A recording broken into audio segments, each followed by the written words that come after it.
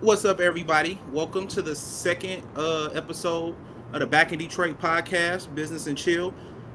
I'm here with the author today, India. Would you like to introduce yourself? Hi, my name is India. I have a super high pitched voice, so I'm sorry about that. I am an author from Detroit, like you said. I've published three books so far. My Three? favorite, yeah, three. Oh, this like when Maya made that third book and like nobody knew about it from her Kind of, yeah, girlfriends. because Yeah. it's not a physical copy yet, Uh-huh. even though it's Okay. been out for almost a year. Word. Okay, finish your introduction. Okay. Um, no, the rest of it was whack. The rest of it was like my favorite color is purple. Oh no, yeah, we can skip that. So, Like Betty Boop. um, I just found out Betty Boop was black like a month ago.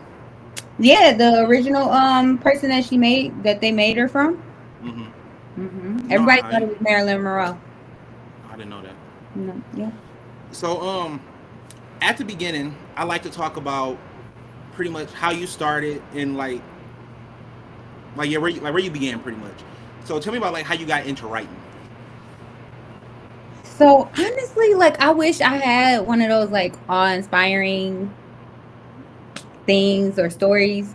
But I think one day I just decided I wanted to write this story. And then I was in high school. I always like reading. And then I wrote a story. It was like a full-fledged, like ghetto fabulous story. And I made my friends read it. And they Uh liked huh. it. And I was like, oh shit, they Okay. really liked it. Okay. I should probably keep writing. And what grade was this? This was like 10th or 11th grade. Oh, so you was in high school. Niggas could read Yeah. mostly. Okay. Yeah. What was the first thing you wrote? Like, what was it about? You said it was Ghetto Fabulous. Was it like one of them sexy books that y'all was reading back then? Was it based on one of those where the girl dated a drug dealer and he died or something? No, it wasn't none of the, no Sister Soldier, nothing Mm-hmm. like that. I wish I'm not like I don't know drugs that well to write about it. I've tried. Mm-hmm. It don't Mm-hmm. work for me. You'd be like, Um, one weed, please. Like, right? Niggas going to jail. I'd be like, what? It's crazy. Grew up on 7 Mile and Gratiot, but whoa.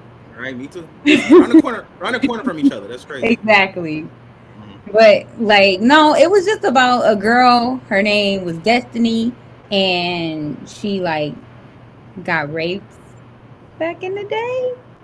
Okay. But then she kind of like loved the rapist. It was weird. It was Mm-hmm. weird. I didn't It need to was. write it, but You didn't, but they no, loved it. no. I thought it was a really good book, but I would never like edit it or publish it or anything because I just don't think that that's my like at that time, I didn't know much about the subject of rape and things like Uh that and huh. sex. And so Uh it's a huh. lot. It's a Yeah. lot You that, know, girl gets Stockholm syndrome with the rapist. That's wild. right? Right. I didn't know how crazy that was. Mm-hmm. It's even crazier now that I'm older. It's like, damn. Wow. I mean, it happens, but I don't think I'm the person. I don't think I was the person to tell that story at that time. So, do you feel like you need to be certified or have credentials in the subject to speak on it? No, but I think you need to have information and empathy for it. Like, I mean, everybody gonna have an opinion on something, but Mm-hmm. to write about it and to write well about it, I Mm-hmm. think that you need to have a really good foundation of information and resources and have talked to people who have went through these things so that you can get both sides or any side of it. You're not just writing blanket stuff, Mm-hmm. like that would be like a white person writing about a black person's life. That's like every TV show. And that's why it's not good all the time. But Damn. they do it, but it's not always great. Or it might be great for them, but when we watch it, we can see like, oh, that's a stereotype. Like that doesn't happen in real Mm-hmm. life. Like that's Mm-hmm. funny, but never seen that a day in my life. Right. All right. So, when did you get the idea to officially like write? Like, so I want to write this book and I want it published. Like, when did you get that initial idea? High school? No. It wasn't high school. It was college. My junior year. Mm-hmm. So in my sophomore year, I had wrote a scene for one of my writing classes, Mm-hmm. and I really liked the scene, and I couldn't get the picture out of my head, so I just kept like writing about these two people that was in the scene, Mm-hmm. and then every writing class, I would keep like adding on to this scene and adding on to the characters' lives, and Mm-hmm. then one day I was just like, I think I could make this a story. I have like 10 scenes. I might as well just put them together. And then every time I presented it to my writing class, it was like, oh my God, this is so good. I would love to read more, this, that, and the other. And I was like, oh, okay, cool. Now, is this what grew to be Roseline eventually? Yes. How so? It took you from a junior in college to 3 years ago to get it done. It took me 6 years to finish Roseline, honestly, because I started in 2013. I think that was like my sophomore year. Mm-hmm. And then I didn't finish it until 2000. What year did I publish it? 18, 19? I don't know at all. 2019 sound like a good year. It sound So like a how? year. So I got a joke with that book about it being thick as fuck. How many pages was in that book? Like 800 or something? About 600. 600? Do you got it next to you? I have it very close by. I can grab it. Okay. Y'all look at this thick. Look at this thick ass book, dog. This shit all thick as hell. This shit like an encyclopedia. And ain't nothing but a story. That shit crazy. Damn. That boy thick. Yeah. Let him see the My cover. baby. Let him see the cover.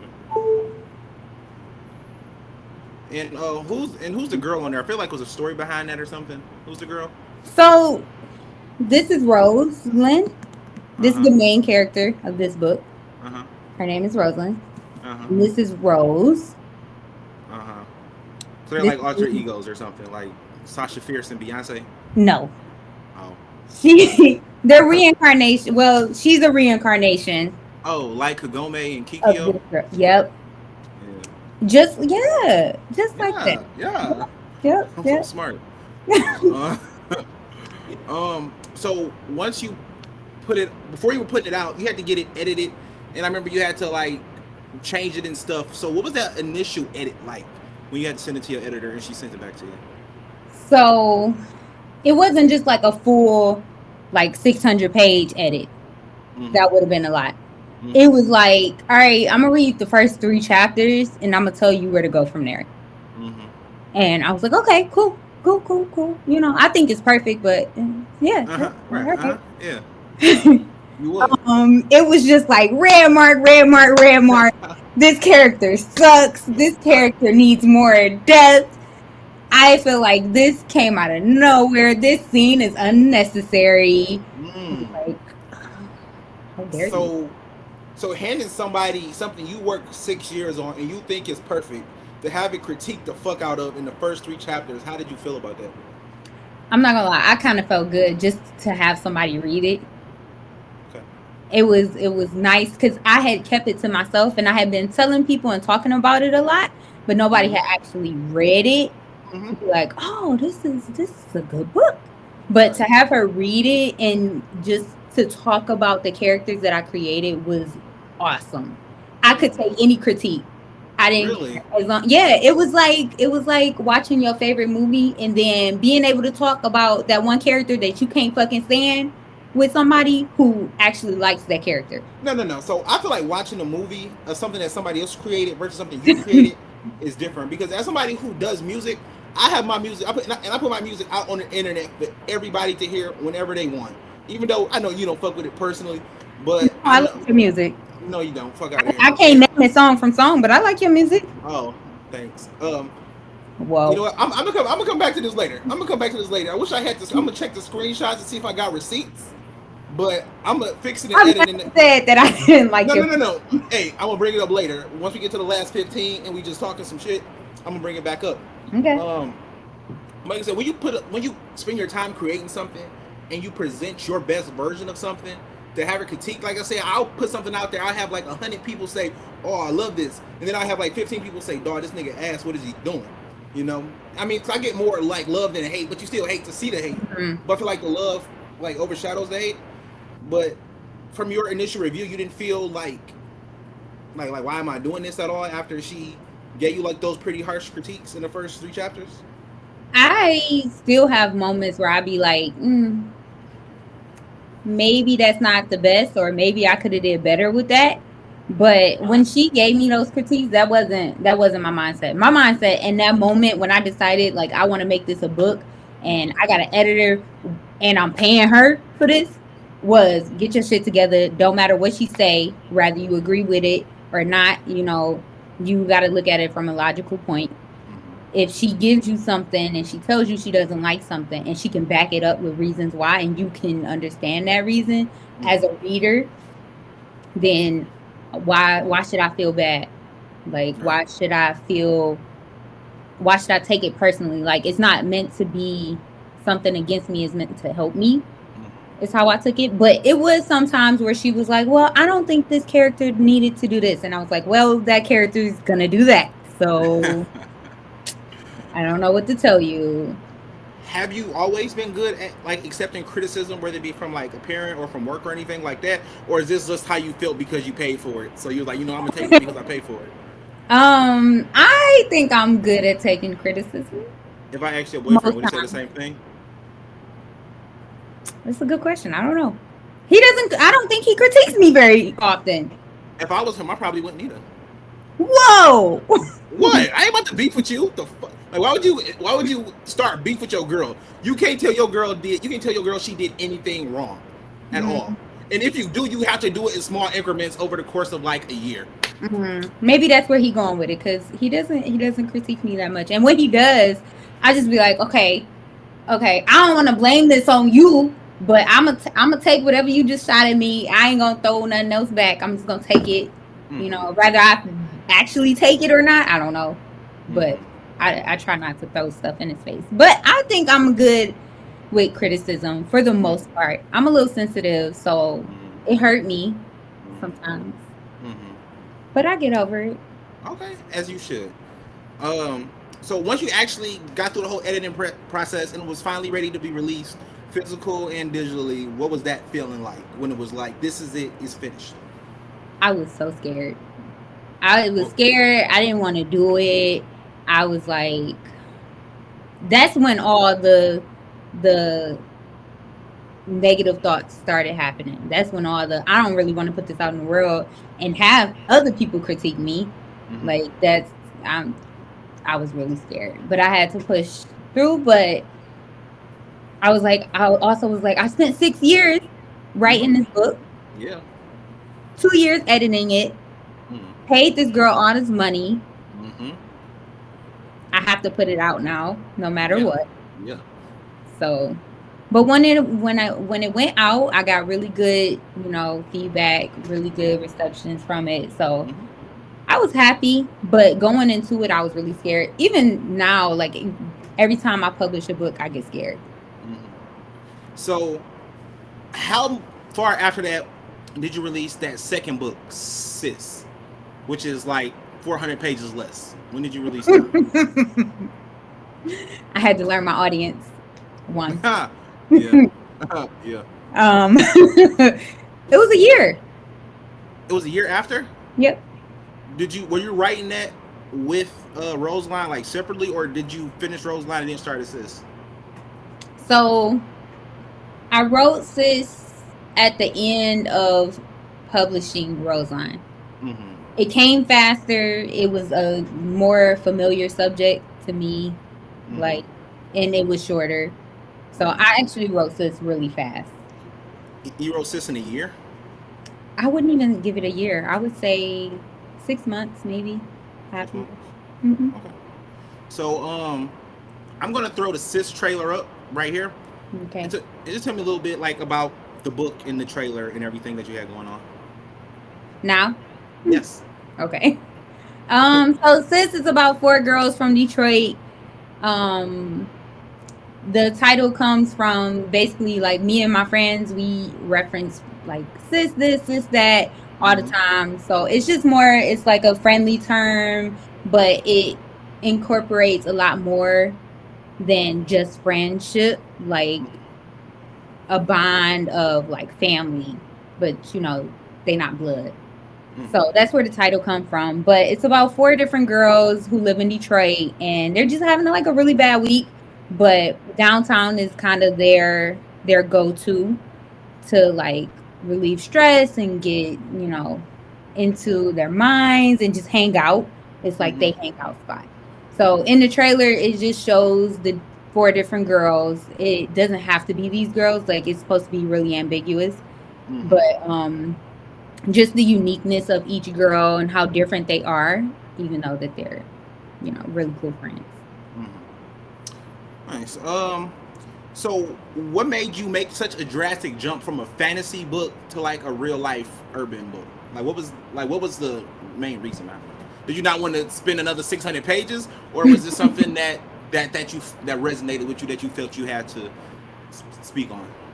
I had to learn my audience again. Mm-hmm. Mm-hmm. So most of the people that wanted to support Roseline weren't able to because they weren't fantasy readers for one. See, Um, it was 600 pages. That's what kept me away. it was I was too that long, shit. That shit looked intimidating. I'm like, no. So and at I least, at least, see, at least sis. I'm like, you know what?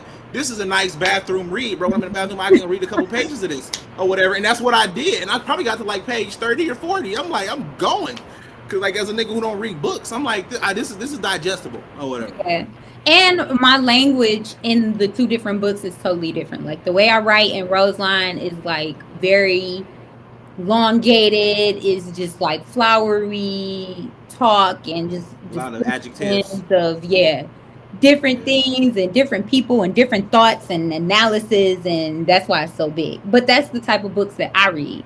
Mm-hmm. Those are things that I like to do, and that's how I like to write. But with sis, it was also like a good break from that, Mm-hmm. having to think about all of these different ways that I can describe something and just No, be like, bam, dialogue. yeah. Yeah. Yeah. And as I was reading, sis, I was like, you know what? She Your style and sis is similar to my writing style. Like not that I write books or anything, but when I do write, like when I did have to like write stories and stuff in school, it was very much that. It was very much that. So I think that's probably why I probably read as much of it as I did as a nigga who don't read. I'm like, damn, it's not like I wrote this. Um. So real quick, I want to touch on how the pandemic helped or hurt that like the writing process for you. Oh my God, it helps so much. I don't want to say this, but I miss the pandemic.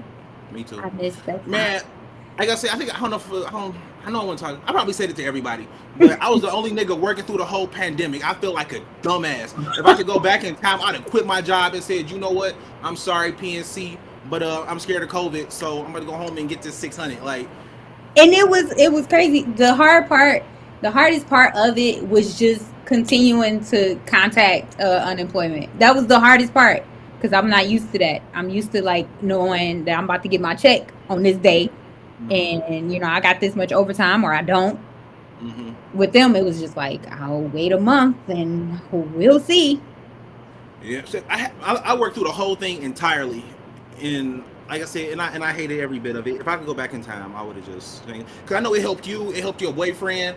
My girlfriend was talking about all the stuff she didn't do. Everybody was having a good fucking time, and I'm out here handing out money to the niggas who was getting the unemployment. So everybody getting the unemployment but me, like, and I'm out here working. Like I felt like a fucking dummy. Like, but I know next time it's the fucking outbreak. Guess who ain't working, nigga, on site, nigga, and I'm scamming, nigga. Like But fuck all at of that. least you didn't have to like go through the devastation of going back to work. I think that was like traumatizing. And you know what? I think that's part of the reason that everybody's in such a hiring crisis right now. Yeah. Because you can't pay a nigga more to stay home and do what they enjoy, and then go pay them less to go home and do some shit that they hate. I mean, then go out to work and do shit that they hate. So, like, you know what? I'm gonna probably run every red cent out before I have to go back to work too, because I don't like this. I don't want to have to go to wherever. Like, say I'm at Ford, I fucking hate Ford. My knees hurt. I don't want to do this. So It sounds so old. My knees. Dog, my knees is up against the fucking rocker of the truck all day. It hurts. So, are you still actively writing right now?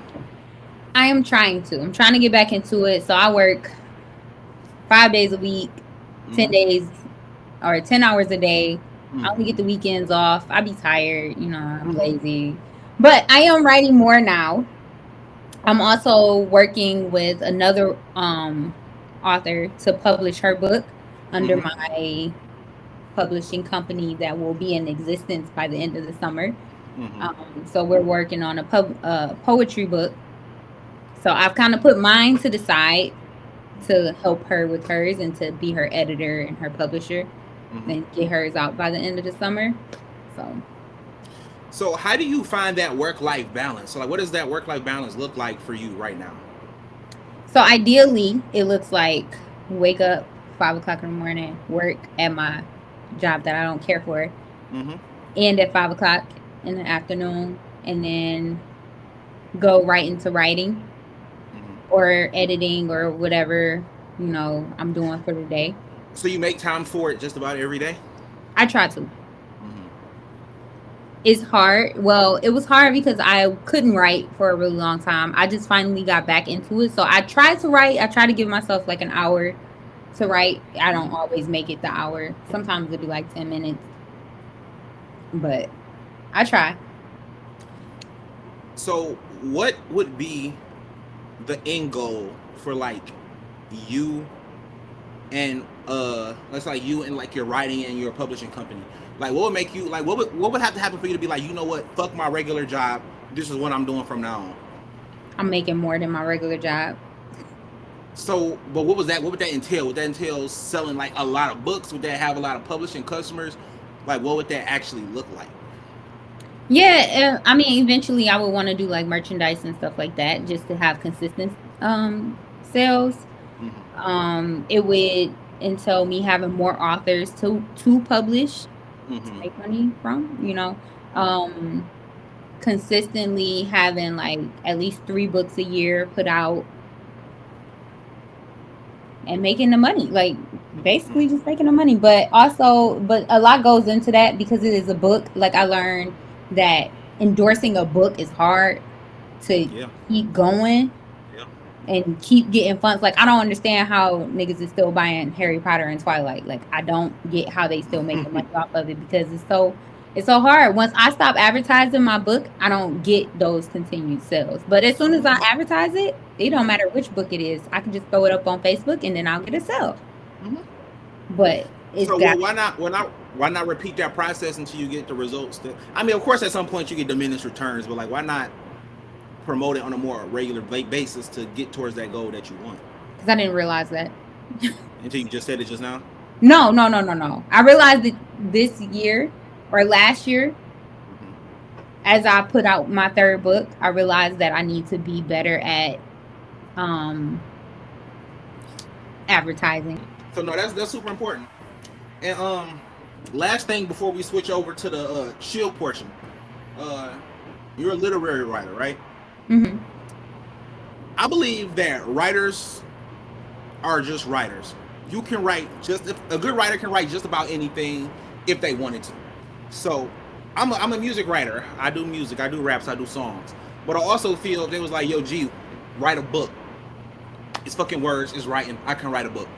Do Hmm. you feel like if you were pressed, you could do music, like, or you could do another form of writing, like script, whether it be like screenplays or like say or music or anything like that, or do you think you just no, just literature? I think that I could do everything but maybe music and poetry because I suck at poetry. Like I'm really bad Oh, at it. poetry is the easiest. I know it's not for me. Yes, it is. Have How is it you not seen my easy? writing? Have you seen my writing? My writing is very detailed. That's Very, what poetry is. no, no. Poetry is putting that in a smaller compact. Like it's very minimalistic, and I'm not a minimalistic writer at all. But the poetry doesn't have to be minimalistic. It just has to be good. Usually, if you deliver a message, if you Hmm. deliver a message, no matter how it's pretty much told, as long as you can get some rhymes off, it's gonna be good. I'm not good with the rhymes. Also, What I rhyme? don't have rhythm, so I don't see. I don't have rhythm either. I really don't. It's. I don't have rhythm either. But I no, tried rhyming a is. long time. It didn't work. I mean, you can't get it right. You might not be good at it the first time you do it. Like if I wrote a book, my first book might be trash. But I'm just a believer that anything I want to do, I can do, and I'm gonna do it better than other niggas who be doing it before me. But that's me, and that's the energy that I have. I mean, I feel that same way, except for with poetry. I just know. I think sometimes, like you might be really good at writing. You might be really good at writing, but I think sometimes you need to know your lane and what you are good and what you are not good at. And I am not good at poetry. When's the I'm last time good you at tried? editing. No, when's the last time you tried? I write poetry all the time. When I And write it just my and journals and everything, I and write it poetry just and it sometimes. just and it just trash. Let me write this trash poem down real fast. Yes. Yes, I'd be like, the world don't need this. I No, they need don't. it. The world don't need it. Okay. But that concludes the business part of the business and chill today. So Okay. now you get on to some random chill shit. So I got a couple questions for you. Hmm. Okay. First question: why the fuck you be cheating in Scrabble? I don't cheat in Scrabble. I just get caught.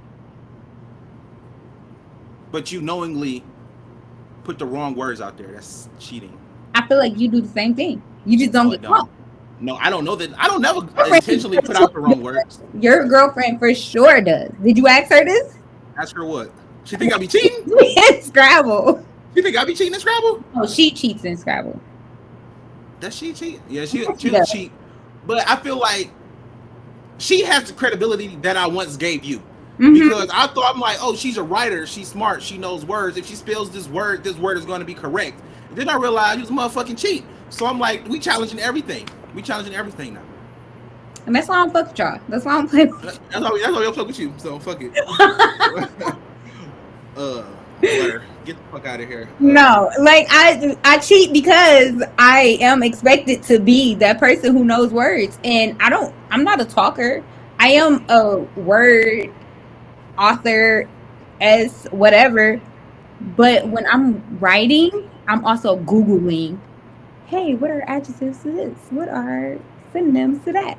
Mm-hmm.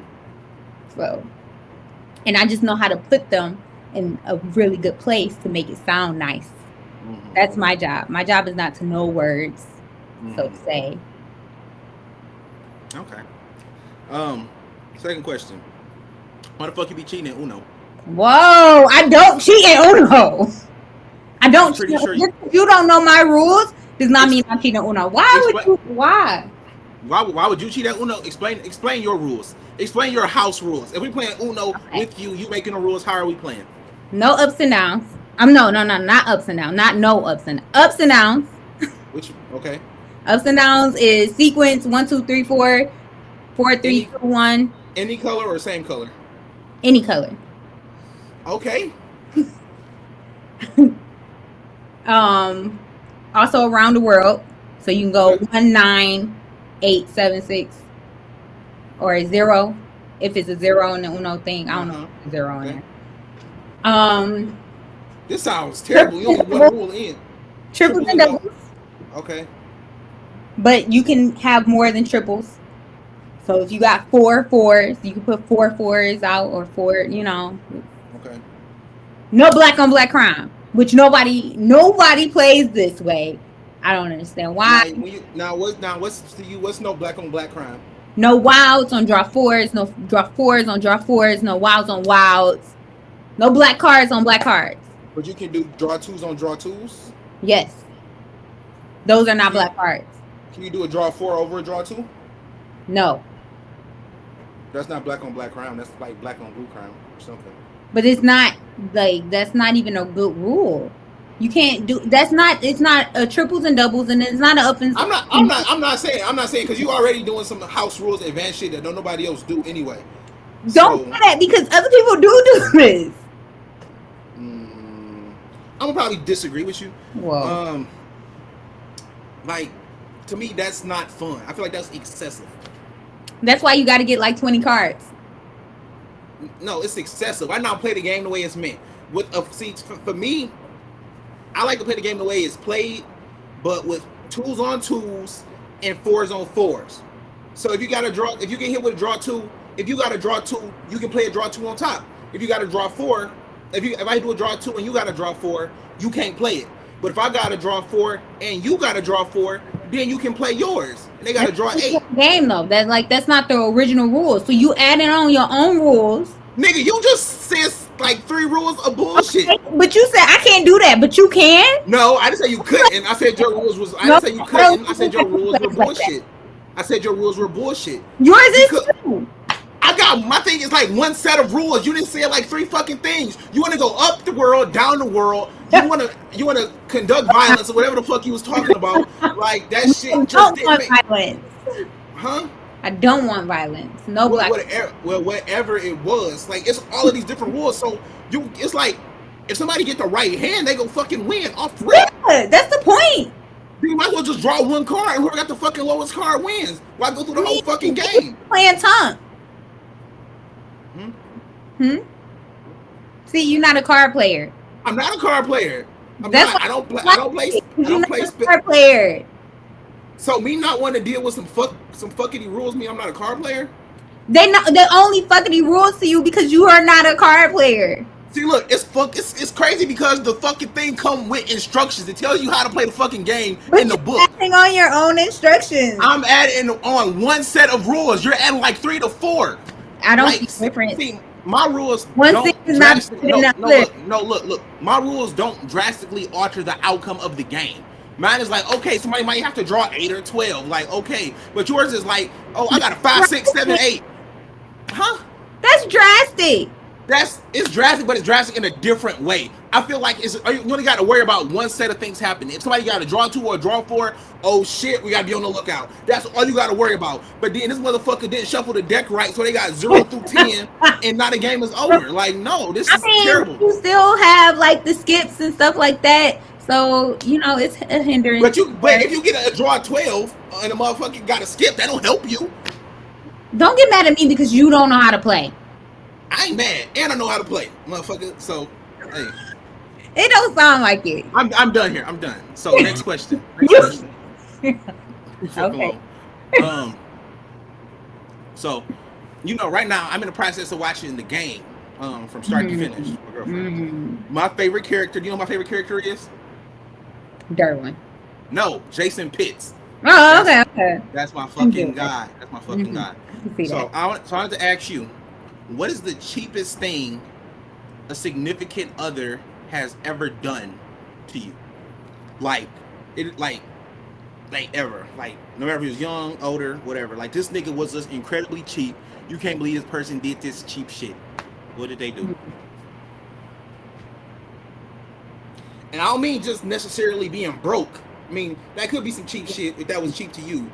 But, like, this cheap ass motherfucker and this cheap ass experience, like, you can't believe this. I don't know. I feel like I don't have cheap. I haven't had, like, a cheap boyfriend. You don't have to have a cheap boyfriend, but he might have did some cheap shit. Like, damn, nigga, that was cheap. Have you ever done some cheap shit to your boyfriend? Any of your boyfriends? Okay, so tell us about the time that you did some cheap shit. And I'll tell you about the time I did some cheap shit. I remember I drew a picture for a guy one time for his birthday. How old? As like a birthday card. How old? I was over high school for sure. Oh, that was it? Yeah. So I was like, oh, well, I think that card looks beautiful. It's artwork. That was it? It's going to be expensive one time. Yeah. That's all he got. He ain't get nothing else. Just the card. This is your significant other? Mm-hmm. That was some cheap shit. What did he get you that year? Or y'all broke up by the time your birthday came? You might have been. Nah, my birthday came first. What did you get? I got a robe, some Bath and Body Works, some other stuff. Yeah. No. I was broke. Look, I loved him.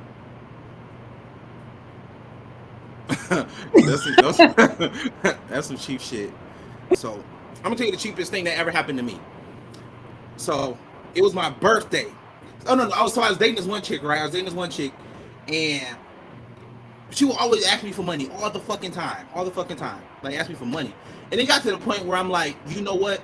Nah, fuck that. If I give you some money, you gotta pay me back now.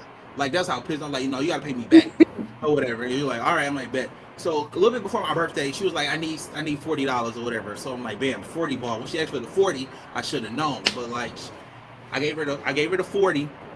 And then my birthday came up like 2 weeks later. She's like, what do you want for your birthday? I'm like, I just want to get taken out to eat. That'd be like, give me some Captain J's, I'll be good. And she was like, okay. So my birthday came. She handed me my card, my birthday card. My birthday card had $40 in it. Wow. And then I'm like, is this the $40 you owe me? She said, yeah. So you gave me the $40 you owe me as a gift? I'm like, okay, fine, whatever. And I was like, well, you ready to go to eat or whatever?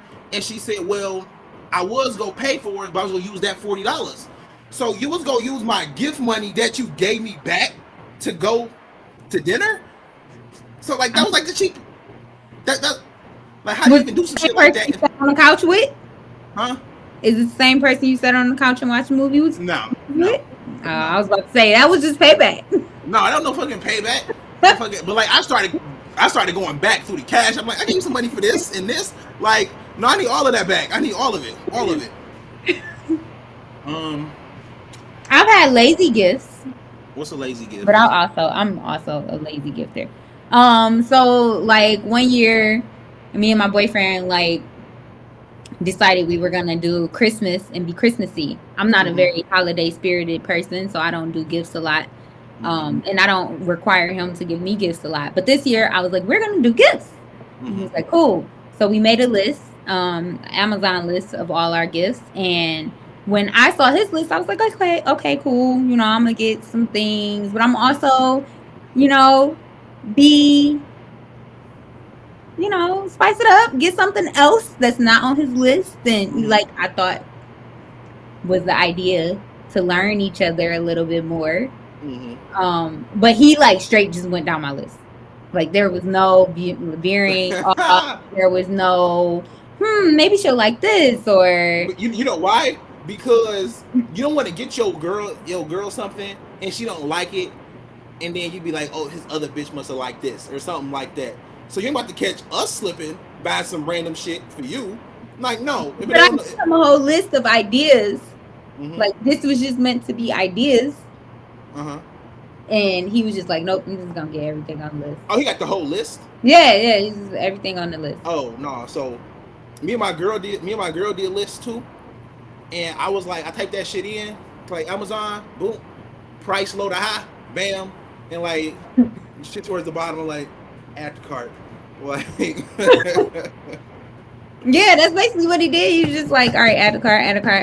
I like went shopping. I went to the mall. I spent like 3 hours in the mall. See, that's excessive. No, it's not. It was supposed to be like, this is me. I also gave really shitty gifts in the past, so I was trying to like make up for that too. Well, there you go. I mean, but still, I expected something that wasn't on my list for him to just be like, oh, maybe she would really like that. I think she would really like that. Does he know that? Yeah. Okay, I'm gonna say he does now. I was like, oh, okay, you just okay. We just got the whole list. Cool. It's cool. I love everything here. Love it all. So you thought he was gonna randomly like just pick you up like a hooded bathrobe or something? Just yeah, like throw some lingerie in there, something. So last like question. Let me see. Who do you feel is the better actor, or Michael B. Jordan? Michael B. Jordan. Why you say it so fast like that? I don't like Bow Wow. I don't like Michael B. Jordan. Why? He's not a good actor. Whoa. What you mean? Whoa, that nigga's trash. Bow Wow is not better. Bow Wow is way better. Bow Wow, look, when Bow Wow in his roles, he is believable. Even if you go to that nigga, he was like in Like Mike, that nigga's believable. In Fast and Furious, nigga's believable. In CSI, the nigga's believable. This nigga Michael B. Jordan looked like he ain't never rehearsed one of his lines a day in his life. That nigga always sound like he read the script on the way there. It was like, all right, bet we got it. And like, he'd be like, Remember that time he was on the BET Awards? They wanted that nigga to read the script and he couldn't read the fucking script. Don't do him like that. That don't mean he can't act. Do you remember that? No. I'm gonna put it up on the screen. Like, boom, watch. This nigga can't fucking act. I'm gonna put that. I mean, that can't act. The nigga can't read. Therefore, the nigga can't act. That don't mean he can't act. The nigga can't act in addition to not being able to read. No. That nigga's inability to read does not help his acting at all.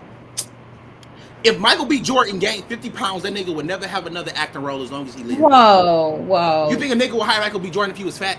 Yes. What kind of nigga would this nigga play? Name a movie where this nigga Michael B. Jordan didn't have his shirt off. Tell me. And don't say fucking hardball. I haven't watched that. He was a hardball. There you go. Thank you. I said that was not hardball. this nigga take his shirt off in every movie. It's in his fucking contract. If that nigga gained 50 pounds, they would have no reason to cast this nigga. Because it ain't like his acting ability is so strong. Like, it's not super strong, but it ain't that bad either. Don't do him like that because Bow Wow sucks. Bow Wow does not. Person in every movie he plays. The short guy with braids. Like, he sucks. That nigga Michael B. Jordan is trash. Like, I think he's just a hater because I have no reason to hate Michael B. Jordan. Panther was great. Dog, I mean, that was probably like the best acting he's ever done in his life, and he had to do it in a fucking Marvel movie. I don't know how many fucking cuts it takes. What? Well, I don't understand. Like, why wouldn't you do it in a Marvel movie? I'm saying I don't know how many cuts and takes they had to do for this nigga. Like, that's probably why they killed. That's probably why they killed the nigga off. They like, we have to kill this nigga. This nigga can't come back at all. We ain't doing this shit no more. But he made the movie. Like, he did it. Really he did not make the movie. He was a very good benefit to that movie. He was a good villain, but they could have got any other black nigga who played in that movie to be the villain. It would have been better. No. Michael B. Jordan, that nigga should be like tech support in like a fucking lab. So they don't got to see that nigga all the fucking time. Whoa. Like, I don't know. I mean, he's just not a good actor to me. I'm not the biggest fan of him, but I'm also like, I do not like Bow Wow, and I don't think he's a good actor. So I think that's a bad comparison. Yeah. And so last thing, we talked about it earlier, and I said I was gonna bring it back up about you and my music, right? Mm-hmm. So I'm gonna go through my things so I can find them pictures. I'm gonna put them up if I got them. So, do you hold grudges at all? Yes. Good, cause so do I. So about probably about 7-8 years ago, I was doing a show. Somewhere, and I had invited you out to the show. You remember this? No. Okay. I had invited you out to the show, and then you was like, "Yeah, I might go, whatever." I'm like, "Okay, cool." And then like the day of the show came, and I was like, I think I probably sent you a ticket like digitally or something like that. And I'm like, "Well, here you go, whatever." And then you was like, "Oh, I'm not coming. You know, I don't like that kind of music." Or some shit like that. That's you. Say that. You did. You did. And I will tell you, I probably held on to that till today. I'm so sorry. Nah, fuck you. Nah, fuck on. No, I'm so sorry. Yeah, no, it's done. It's done. And then listen to your music. Let me tell you how long I held on to it. When you dropped Rose Line or whatever, and Bobby was like, "Yo, support my girl book." I'm like, "Fuck that book. I'm not buying that book." That's like for some shit that happened like 6 years ago. I'm like, no, I'm not doing it. And then I ain't mad at it. Yeah, no, definitely. Me neither. And then Sis came out. I'm like, you know what, G, you can't be like that. You gotta support those if they don't support you. I'm like, yo, let me get a copy of Sis or whatever. So, like, I made up for it. But prior to that, for the past like decade almost, I'm like, no, I remember that. I'm sorry. I like your music. I do. Thank you. Back then, I'll be honest, I probably didn't listen to it. I was an asshole. I probably didn't listen to it for real. But now, like, I've listened to it since then, and I like your music. No. But that's the end. But that's the end. That's all I got. You got any other you got anything else to say before we head out today? No. Thank you for having me. Thank you for being on. I greatly appreciate it. Thank you for coming to the Back in Detroit podcast, video podcast. So So This was great. yeah, no, I enjoyed it, and it took almost about 52 minutes, so it's a little bit Yeah. like 10 minutes longer. Ain't too bad. So so thanks, India, and I'm gonna probably see you next week. Yes, sir. All right, thank you. All right. Bye. Bye.